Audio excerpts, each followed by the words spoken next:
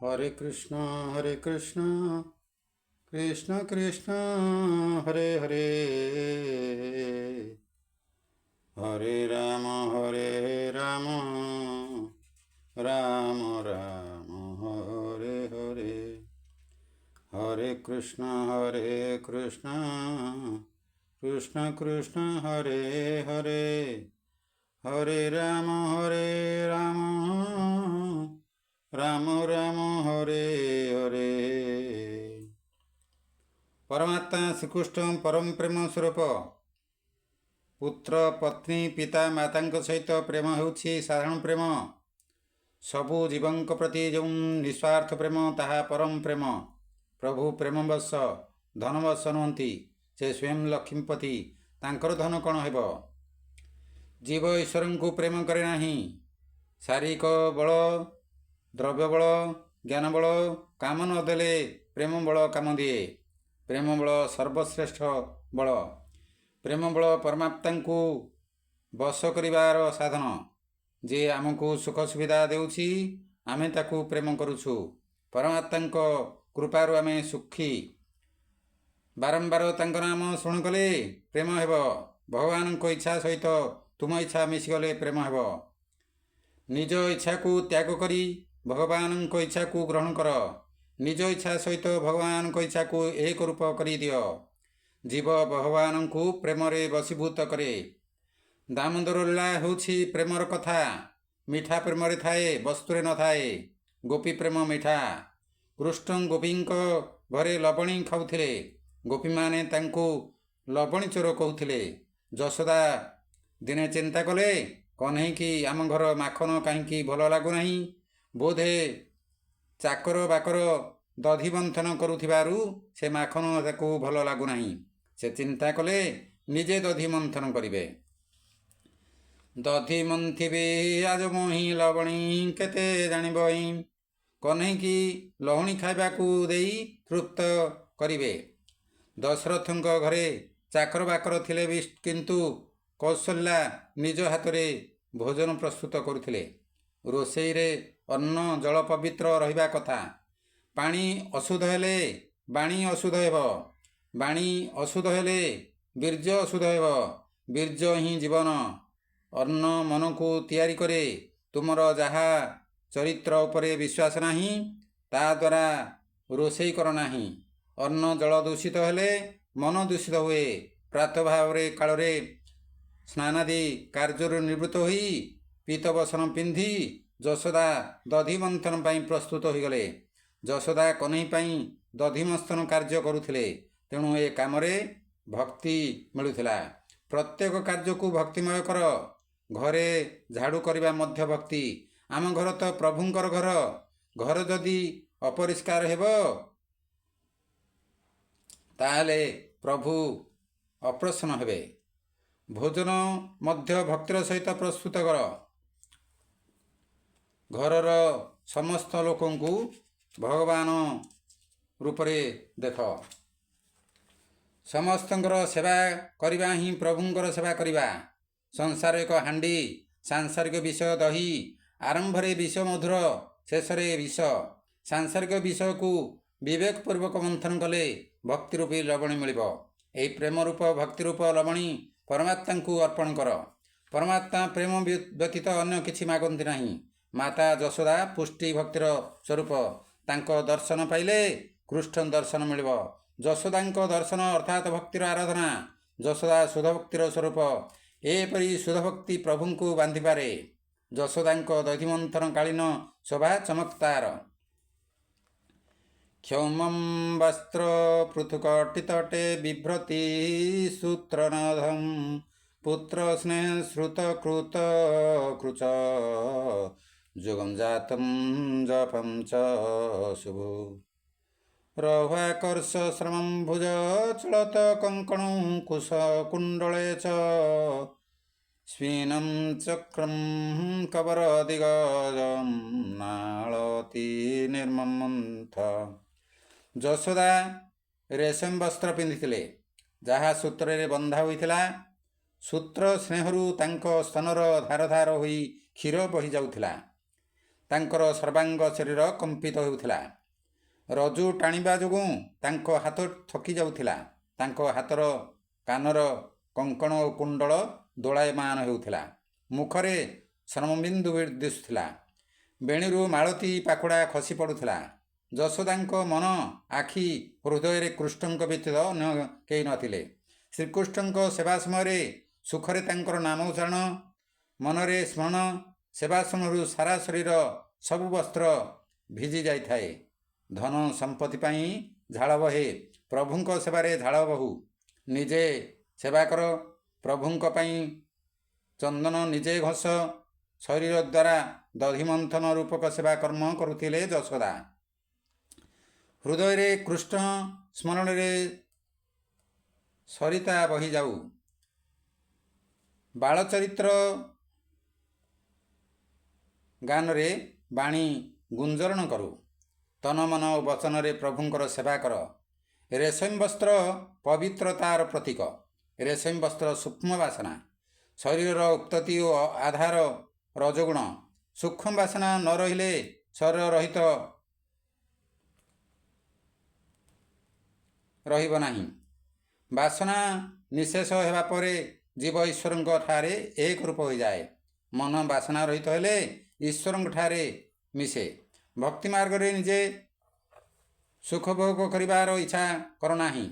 ନିଜେ ଯେ ସୁଖଭୋଗ କରେ ସେ ଇନ୍ଦ୍ରିୟର ଦାସ ହୋଇଯାଏ। ଅନ୍ୟକୁ ସୁଖୀ କର। ଭଗତ ସେବାରେ ଶରୀରକୁ ଲଗାଅ। ଏ ଶରୀର କୃଷ୍ଣଙ୍କର, କୃଷ୍ଣଙ୍କ ପାଇଁ। ଏ ଶରୀର ଧର୍ମକ୍ଷେତ୍ର ବା ବିଷ୍ଣୁକ୍ଷେତ୍ର। ଏ ଶରୀର ଭୋଗ ଉପଭୋଗ ପାଇଁ ନୁହଁ।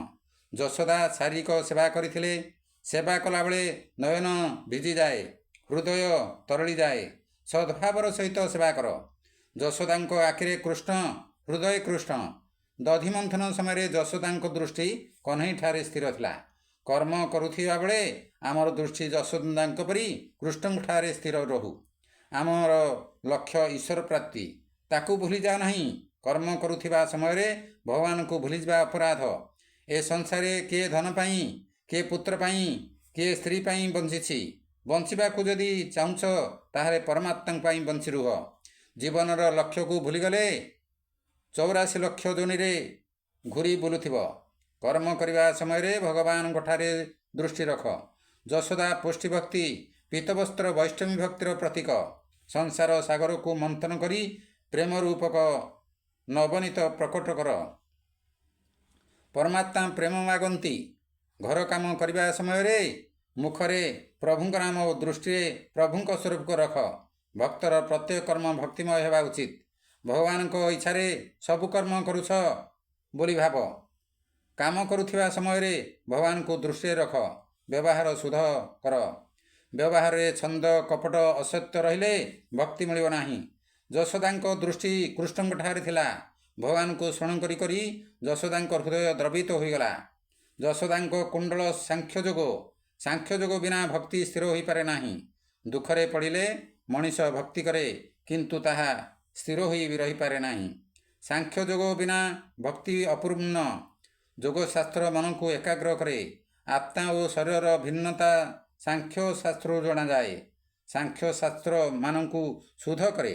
ଆତ୍ମା ଓ ଶରୀର ଭିନ୍ନ ଜାଣି ମନକୁ ଏକାଗ୍ର କଲେ ଭକ୍ତି ହେବ।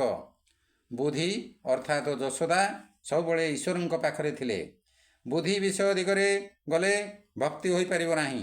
ବୁଦ୍ଧି ଈଶ୍ୱରଙ୍କ ଠାରୁ ଦୂରେଇ ଗଲେ ବିପଦ ପଡ଼ିବ। ଈଶ୍ୱର ଚାହାନ୍ତି ନାହିଁ ଯଶୋଦା ଅନ୍ୟ କିଛି କରୁ। ଯଶୋଦା ଦଧିମନ୍ଥନରେ ତନ୍ମୟ ହୋଇ ଯାଇଛନ୍ତି। ମନକର୍ମ ବଚନରେ ସେ ଈଶ୍ୱରଙ୍କ ସେବା କରୁଛନ୍ତି। ତେଣୁ କୃଷ୍ଣ ସ୍ୱୟଂ ଜାଗ୍ରତ ହେଲେ। ଅନ୍ୟ ଦିନେ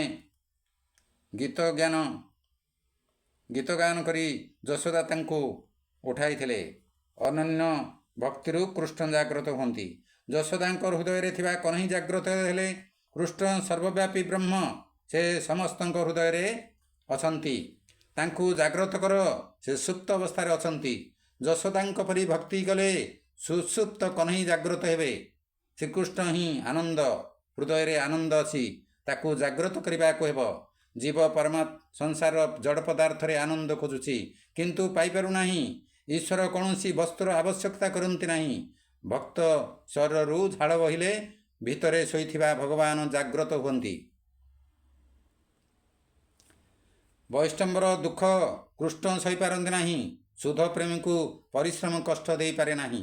ଯଦି ତୁମେ ଯଶୋଦାଙ୍କ ପରି ସେବା କରିବ, ତାହେଲେ ତୁମ ହୃଦୟରେ ଶୋଇଥିବା କହ୍ନେଇ ଅବଶ୍ୟ ଉଠିବେ। ଯଶୋଦାଙ୍କ ଭକ୍ତି ନିଷ୍କାମ ଭକ୍ତି। ଉପନିଷଦରେ ଭଗବାନଙ୍କୁ ନିଷ୍କାମ ବୋଲି କୁହାଯାଇଛି। ସୁଖଦେବ ଭଗବାନଙ୍କୁ ସକାମ କରିଦେଇଛନ୍ତି। ତା ସ୍ତନ୍ୟ କାମ ଆସାଦ୍ୟ ମଥୁନ୍ତି ଜନନା ହରି ଗୃହୀତ୍ୱା ଦଧିମନ୍ତନମ୍ ନ୍ୟସେଦତ ପ୍ରୀତିମାବହନ୍। ଏହି ସମୟରେ ଭଗବାନ ସ୍ତନ୍ୟପାନ କରିବା ପାଇଁ ଦଧି ମନ୍ଥନ କରୁଥିବା ଜନନୀଙ୍କ ପାଖକୁ ଆସିଲେ। ଈଶ୍ୱର ନିରାହାରୀ। ଭକ୍ତର ହୃଦୟ ଯେତେବେଳେ ପ୍ରେମରେ ଆର୍ଦ୍ର ହୋଇଯାଏ, ସେତେବେଳେ ଭଗବାନଙ୍କୁ ଭୋକ ହୁଏ।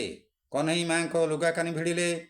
ଯଶୋଦା ଦଧିମନ୍ତନ କାର୍ଯ୍ୟରେ ଏପରି ଲୀନ ହୋଇଯାଇଥିଲେ ଯେ ଭଗବାନ ତାଙ୍କ ଅଞ୍ଚଳ ଭିଡ଼ୁଛନ୍ତି ବୋଲି ଜାଣିପାରିଲେ ନାହିଁ। କହ୍ନେଇ କହିଲେ, ମା, ମୋତେ ଭୋକ ହେଉଛି, ସ୍ତନପାନ କରା। ଯଶୋଦା ସାଧକ, ଦଧିମନ୍ଥନ ସାଧନ କୃଷ୍ଣ ସାଧ୍ୟ। ଏପରି ସାଧନକାର ଯେପରି ସାଧ୍ୟ ଆପେ ଆପେ ଆସି ପହଞ୍ଚିଯିବ। ସାଧନ ତନ୍ମୟ ସାଧକକୁ ସାଧ୍ୟ ସ୍ୱୟଂ ଜାଗ୍ରତ କରାଏ। ମନୁଷ୍ୟ ନିର୍ମଳ ହୃଦୟରେ ସାଧନ କରେ ନାହିଁ, ତେଣୁ ଭଗବାନଙ୍କୁ ଦେଖିପାରେ ନାହିଁ। ତୁମେ କହ୍ନେଇ ପଛରେ ଗଲେ କହ୍ନେଇ ତୁମକୁ ମିଳିବେ। କହ୍ନେଇ ଜୀବ ସହିତ ମିଶିବା ପାଇଁ ସ୍ୱୟଂ ଆତୁର ହୋଇ ଧାଇଁ ଆସନ୍ତି। ସାଧନାରେ ଏପରି ତନ୍ମୟ ହୋଇଯାଇ ଦେହଜ୍ଞାନ ଭୁଲିଗଲେ ଈଶ୍ୱର ତୁମ ପଛରେ ସ୍ୱୟଂ ଧାଇଁବେ। ଯଶୋଦାଙ୍କ ଭକ୍ତି ଦେଖି କୃଷ୍ଣ ପଛରୁ ଆଞ୍ଚଳ ଭିଡ଼ିଲେ। ତୁମେ ଦେହଜ୍ଞାନ ବୋଲି ସାଧନା କଲେ ସାଧ୍ୟ ତୁମ ଦ୍ୱାରକୁ ଆସିବ। ଏହା ହିଁ ପୁଷ୍ଟି ଭକ୍ତି। ଶରୀରରେ ଭକ୍ତି କରିବା ସମୟରେ ଆଖି ଓ ମନରେ କୃଷ୍ଣଙ୍କୁ ରଖ। ଶରୀରରେ ସେବା, ବାଣୀରେ କୀର୍ତ୍ତନ, ମନରେ କୃଷ୍ଣ ଚିନ୍ତନ କଲେ ତୁମ ଭିତରେ ଥିବା ଭଗବାନ ଜାଗ୍ରତ ହେବ। କୃଷ୍ଣ କୀର୍ତ୍ତନ କରି ଜଗତକୁ ଭୁଲିଯାଅ। ପ୍ରେମରେ ପ୍ରଭୁଙ୍କୁ ସ୍ମରଣ କଲେ ହୃଦୟ ଦ୍ରବିତ ହୁଏ, ଆନନ୍ଦ ମିଳେ। ଆନନ୍ଦ ବ୍ରହ୍ମର ସ୍ୱରୂପ। ଭୋକିଲା କହ୍ନେଇ ମାର ଆଞ୍ଚଳ ଭିଡ଼ି କାନ୍ଦିଲେ। ଯଶୋଦା କହ୍ନେଇକି ସ୍ତନପାନ କରାଇଲେ। ଭକ୍ତିରେ ହୃଦୟ ଦ୍ରବିତ ହୋଇଗଲେ ଆନନ୍ଦ ମିଳେ। ଏହି ଆନନ୍ଦ ହିଁ ଈଶ୍ୱର। କହ୍ନେଇକି ସ୍ତନପାନ କରାଇବା ଅର୍ଥ ବ୍ରହ୍ମ ସମ୍ବନ୍ଧ କରିବା। ଯଶୋଦା ଜୀବ ଓ କହ୍ନେଇ ପରମାତ୍ମା। ଯଶୋଦା ବ୍ରହ୍ମ ସମ୍ବନ୍ଧ ସ୍ଥାପନ କଲେ। ଯଶୋଦା ବାଳକୃଷ୍ଣଙ୍କୁ କୋଳରେ ଧରି ପରମାତ୍ମାଙ୍କ ସହିତ ଏକ ହୋଇଗଲେ। ଏହା ଜୀବ ବ୍ରହ୍ମର ମିଳନ। ଏହି ମିଳନ ସମୟରେ ବାହାର ସଂସାରକୁ ମନରେ ପଶିବାକୁ ଦିଅ ନାହିଁ। ବ୍ରହ୍ମ ମିଳନ ସମୟରେ, ଈଶ୍ୱର ମିଳନ ସମୟରେ ସାଂସାରିକ ବିଷୟରୁ ଦୂରେଇ ରୁହ। ଯଶୋଦାଙ୍କର ବ୍ରହ୍ମ ସମ୍ବନ୍ଧ ହେବା ପରେ ଅଲୌକିକ ଆନନ୍ଦର ବର୍ଷା ହେଲା। ସ୍ତନ୍ୟପାନ କରିବା ସମୟରେ କହ୍ନେଇ ମାଙ୍କୁ ପରୀକ୍ଷା କରିବାକୁ ଚାହିଁଲେ। ସେ ଚିନ୍ତା କଲେ, ମା ମୋତେ ଅଧିକ ଭଲ ପାଉଛି କି ନାହିଁ, ଆଜି ତାହା ଦେଖିବି। ପରମାତ୍ମା ଜୀବକୁ ଆପଣାର କରିବା ପୂର୍ବରୁ ପରୀକ୍ଷା କରନ୍ତି। ମଣିଷ ପାପ କରେ, ପାପ ନ କରିବା ମଧ୍ୟ ପୁଣ୍ୟ। ଈଶ୍ୱରଙ୍କ ମାଳା ପିନ୍ଧିବା ପରେ ଅନ୍ୟ କାହାକୁ ପ୍ରେମ କଲେ ଈଶ୍ୱର ପ୍ରସନ୍ନ ହୁଅନ୍ତି। ଈଶ୍ୱର ଚାହାନ୍ତି ଜୀବ କେବଳ ତାଙ୍କୁ ପ୍ରେମ କରୁ। ପ୍ରେମର ଯୋଗ୍ୟ ଏକମାତ୍ର ଈଶ୍ୱର। ଜଗତ ପଦାର୍ଥକୁ ପ୍ରେମ କଲେ କାନ୍ଦିବ। କହ୍ନେଇ ମାକୁ ପରୀକ୍ଷା କରିବା ପାଇଁ ଚିନ୍ତା କଲେ। ନିଆଁରେ କ୍ଷୀର ବସେଇଥିଲା। କହ୍ନେଇ ପବନ ବୁହାଇଲେ। ନିଆଁ ଅଧିକ ଜୋରରେ ଜଳି ଉଠିଲା। କ୍ଷୀର ଉତୁରି ପଡ଼ିଲା। ଯଦି କ୍ଷୀର ପାଖକୁ ମା ଆସିବ, ତାହେଲେ ଜଣାଯିବ ଏପର୍ଯ୍ୟନ୍ତ ମାର ଆସକ୍ତି ଯାଇନାହିଁ। ଯେଉଁ କ୍ଷୀର ନିଆଁରେ ବସିଥିଲା ତାହା ଋଷି ରୂପା ଗାଈର କ୍ଷୀର। ଋଷିମାନେ ତପ ଓ ସାଧନ କରି କରି ଥକି ଯାଇଥିଲେ, ତଥାପି ତାଙ୍କ ମନକୁ କାମ ବାସନା ଦୂର ହୋଇନଥିଲା। ସେମାନେ ଗାଈ ରୂପରେ ଗୋକୁଳରେ ଜନ୍ମ ନେଇଥିଲେ। କ୍ଷୀର କହ୍ନେଇ ଉଦରକୁ ଯିବା ପାଇଁ ଚାହୁଁଥିଲା। ସେ ଭାବୁଥିଲା, ଶ୍ରୀକୃଷ୍ଣ ଯଦି ମୋର ଆହାର କରିବ, ତାହେଲେ ମୋର କଲ୍ୟାଣ ହେବ। ଜଡ଼ ପଦାର୍ଥ ମଧ୍ୟ ଭଗବାନଙ୍କୁ ପାଇବାକୁ ଇଚ୍ଛା କରେ। ଚୁଲିରେ ବସିଥିଲା କ୍ଷୀର, ଚାହିଁଲେ ପ୍ରଭୁ ଚକ୍ରଧର। ତକ୍ଷଣେ ପଡ଼ିଲା ଉଛୁତୁରି, ଦେଖିଲେ ଯଶୋଦା ଚତୁରୀ। କୃଷ୍ଣଙ୍କୁ ପକାଇଲା ତଳେ, ଅଜ୍ଞାନ ମାୟା ମୋହ ବଳେ। ତୁମେ ଯଦି କୃଷ୍ଣଙ୍କ ହୃଦୟ ବା ଉଦରରେ ରହିବ, ତାହେଲେ ଶାନ୍ତି ପାଇପାରିବ। ଯୋଗୀମାନେ ପରମାତ୍ମାଙ୍କ ସ୍ୱରୂପରେ ମିଶିଯାଆନ୍ତି। କ୍ଷୀର ଭାବିଲା, ଯଦି ମୁଁ କୃଷ୍ଣଙ୍କ ଉଦରକୁ ନ ଯିବି, ତାହେଲେ ଅଗ୍ନିରେ ଝାସ ଦେଇ ମରିବି। ଯଦି ଯଶୋଦା ଶ୍ରୀକୃଷ୍ଣଙ୍କୁ ଅଧିକ ସ୍ତନ୍ୟପାନ କରାଇବେ, ତାହେଲେ ତାଙ୍କର ଆଉ କ୍ଷୁଧା ରହିବ ନାହିଁ କି ସେ ମୋର ଆହାର କରିବେ ନାହିଁ। ଯଦି ମୁଁ ଭଗବାନଙ୍କ ସେବା କରି ନ ପାରିବି, ତାହେଲେ ମୋର ବଞ୍ଚି ରହିବା ବୃଥା। ନିଜ ପାଇଁ ଜୀଇବା ନୁହଁ, ପର ପାଇଁ ଜୀଇବା ପ୍ରକୃତ ଜୀଇବା। ବାସନା ଭକ୍ତିର ବାଧକ। ଅନ୍ୟକୁ ସୁଖୀ କରିବାର ଭାବନା ଭକ୍ତିର ପୋଷକ। କ୍ଷୀର ଯଶୋଦାଙ୍କ ଘରେ ଥିଲା। ତାକୁ କୃଷ୍ଣ କୀର୍ତ୍ତନ, କୃଷ୍ଣ କଥା ଶ୍ରବଣ, ସତ୍ସଙ୍ଗର ଲାଭ ମିଳୁଥିଲା। କ୍ଷୀର ସ୍ୱୟଂ କହ୍ନେଇ ଘରବାସୀ। ଏ କ୍ଷୀର ତ ଋଷି ରୂପା ଗାଈର। ସେ ବାଳକୃଷ୍ଣଙ୍କ ଦର୍ଶନ ପାଇଁ ଧାଉଁଥିଲା। ହାଣ୍ଡି ବାହାରକୁ ଆସୁଥିଲା। ବିଷ ସୁଖ ଉତୁରିବା ହେଉଛି କ୍ଷୀର ଉତୁରିବା। ପ୍ରଭୁଙ୍କ ସେବା ସମୟରେ ବିଷ ସୁଖର ସ୍ମରଣ ହେଉଛି କ୍ଷୀର ଉତୁରିବା। କିନ୍ତୁ ମାଳା ଜପ କଲେ ଦିବ୍ୟତାର ସଞ୍ଚାର ହୁଏ। ମନରୁ ଘର ସଂସାର କଥା ଦୂରେଇ ଯାଏ। ପରୀକ୍ଷା କରିବା ପାଇଁ କହ୍ନେଇ ମାୟା ରଚନା କଲେ। ପ୍ରଭୁଙ୍କୁ ସ୍ମରଣ କରୁ କରୁ ବିଷର ସ୍ମରଣ ହେଲେ ଭଗବାନ ହଜିଯାଆନ୍ତି। ସେବା କରିବା ସମୟରେ ଜଗତକୁ ଭୁଲିଯାଅ। ସେବା କରିବା ସମୟରେ ଇନ୍ଦ୍ରିୟକୁ ଅନ୍ୟ ଆଡ଼େ ନିଅ ନାହିଁ। କାହା ସହିତ କଥାବାର୍ତ୍ତା କର ନାହିଁ। ଯଶୋଦା କହ୍ନେଇକି ଅଧିକ ପ୍ରେମ କରୁଥିଲେ। ଚୁଲିରେ ଉତୁରି ପଡ଼ୁଥିବା କ୍ଷୀର ଗଙ୍ଗାର। ଗଙ୍ଗା ଗାଈର କ୍ଷୀର କୃଷ୍ଣଙ୍କର ଅତି ପ୍ରିୟ। ଯଶୋଦା ଭାବିଲେ, ଗଙ୍ଗାର କ୍ଷୀର ଚୁଲିରେ ପଶିଗଲେ କୃଷ୍ଣ ଯଦି ମାଗିବ ତାହେଲେ ମୁଁ ତାକୁ କ'ଣ କହିବି? ତେଣୁ କହ୍ନେଇର ପ୍ରିୟ ଭୋଜନକୁ ରକ୍ଷା କରିବା ପାଇଁ ସେ ଧାଇଁ ଆସିଲେ। ପ୍ରିୟଜନଙ୍କ ଅପେକ୍ଷା ପ୍ରିୟଜନଙ୍କର ବସ୍ତୁ ଅଧିକ ପ୍ରିୟ ଲାଗେ। କ୍ଷୀର ପରମାତ୍ମାଙ୍କୁ ଯଶୋଦା କୋଳରେ ଦେଖିଲା। ଈଶ୍ୱର ଦର୍ଶନ ପାଇଁ ଅଗ୍ନିର ଉତ୍ତାପ ମଧ୍ୟ ସହିବାକୁ ପଡ଼ିବ। ମୋର ଦୁଃଖ ତାପ ଏପର୍ଯ୍ୟନ୍ତ କମି ନାହିଁ। ମୋର ପାପ ବହୁତ ବେଶୀ। ମୁଁ ବଞ୍ଚିବା ପାଇଁ ଯୋଗ୍ୟ ନୁହଁ। ମୁଁ ଅଗ୍ନିରେ ପୋଡ଼ି ହୋଇ ମରିବି। ଏହା ଚିନ୍ତା କରି କ୍ଷୀର ଉତୁରିଲା। ଯଶୋଦା କହ୍ନେଇକି ଛାଡ଼ି କ୍ଷୀର ଉତୁରିବା ବନ୍ଦ କରିବାକୁ ଗଲେ। ଏ ଜୀବ ବଡ଼ ବିଚିତ୍ର। ନିଜ ବ୍ୟବହାରିକ କର୍ମ କଲାବେଳେ ଈଶ୍ୱରଙ୍କୁ ମନେ ପକାଏ, କିନ୍ତୁ ଯେତେବେଳେ ଈଶ୍ୱର ଆସି ତା କୋଳରେ ବସନ୍ତି ସେ ଈଶ୍ୱରଙ୍କୁ ଛାଡ଼ି ସାଂସାରିକ କର୍ମ ପଛରେ ଧାଏଁ। ବ୍ରହ୍ମ ସମ୍ବନ୍ଧ ହେବା ପରେ ସଂସାର ଶୁଣ ହେଲେ କ୍ଷୀର ଉତୁରେ। ଯଶୋଦା ବ୍ରତ ଜପ କରି ମୋତେ ପାଇଲା। ଏବେ ସେରେ ଦୁଇ ସେରେ କ୍ଷୀର ପାଇଁ ମୋତେ ଛାଡ଼ୁଛି। କହ୍ନେଇ ଚିନ୍ତା କଲା, ମା ମୋ ଅପେକ୍ଷା ସାଂସାରିକ ପଦାର୍ଥକୁ ବେଶୀ ଭଲ ପାଉଛି। ମାକୁ ଶିକ୍ଷା ଦେବା ପାଇଁ କହ୍ନେଇ ଟେକା ମାରି ଦହି ହାଣ୍ଡିକୁ ଭାଙ୍ଗିଦେଲା। ଅଲୌକିକ ସେବା ଛାଡ଼ି ଲୌକିକ ସେବାରେ ମାତ ନାହିଁ। ଭଗବାନଙ୍କ ସ୍ମରଣ ସମୟରେ କିଛି ବସ୍ତୁ ନଷ୍ଟ ହେଲେ ତା ଉପରେ ଗୁରୁତ୍ୱ ଦିଅ ନାହିଁ। ଭଗବତ ସେବା ଛାଡ଼ି ଲୌକିକ ସେବା କର ନାହିଁ। ଶ୍ରୀକୃଷ୍ଣ ବିଷାଶକ୍ତି ରୂପକ ହାଣ୍ଡିକୁ ଭାଙ୍ଗିଦେଲେ ସଂସାର ଶକ୍ତି ନାଶ ନ ହେବା ପର୍ଯ୍ୟନ୍ତ ଭଗବତ ପ୍ରେମ ଉତ୍ପନ୍ନ ହେବ ନାହିଁ। ହରିଙ୍କ ଉପରେ ଭରସା ରଖି କୃଷ୍ଣ ସେବା କର।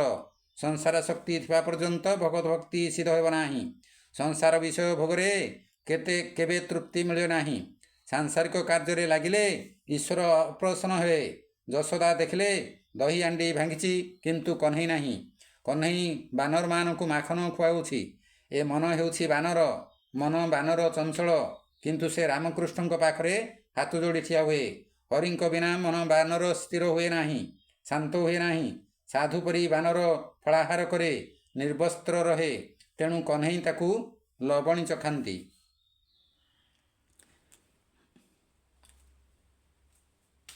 ହରେ କୃଷ୍ଣ କୃଷ୍ଣ କୃଷ୍ଣ ହରେ ହରେ, ହରେ ରାମ ରାମ ରାମ ହରେ ହରେ। ଶ୍ରୀକୃଷ୍ଣ ଗୋବିନ୍ଦ ହରେ ମନାରେ, ହେ ନାଥ ନାରାୟଣ ବାସୁଦେବା। ଶ୍ରୀକୃଷ୍ଣ ଗୋବିନ୍ଦ ହରେ ମରାରେ, ହେ ନାଥ ନାରାୟଣ ବାସୁଦେବା। ଶ୍ରୀକୃଷ୍ଣ ଗୋବିନ୍ଦ ହରେ ମରାରେ, ହେ ନାଥ ନାରାୟଣ ବାସୁଦେବା। ଶ୍ରୀକୃଷ୍ଣ ଗୋବିନ୍ଦ ହରେ ମରାରେ, ହେ ନାଥ ନାରାୟଣ ବାସୁଦେବା।